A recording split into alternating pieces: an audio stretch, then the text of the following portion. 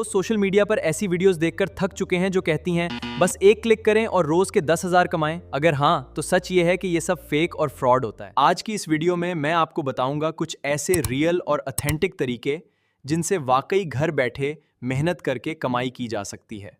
सबसे आसान तरीका है एफिलिएट मार्केटिंग। इसमें आपको किसी भी कंपनी का प्रोडक्ट अपने सोशल मीडिया पर शेयर करना होता है। जब कोई लिंक से चीज खरीदता है तो आपको सीधा कमीशन मिलता है। दूसरा तरीका है फ्रीलांसिंग। अगर आपको वीडियो एडिटिंग, डिजाइनिंग या लिखना आता है तो आप इंटरनेट पर अपनी सर्विस देकर अच्छे खासे पैसे कमा सकते हैं। तीसरा तरीका अपने डिजिटल प्रोडक्ट्स बेचना। आप अपनी बनाई हुई कोई ई बुक्स, कोर्स या फोटो वीडियो ऑनलाइन अपलोड कर दें और उससे बार बार बेचकर बिना मेहनत के पैसिव इनकम कमाएं।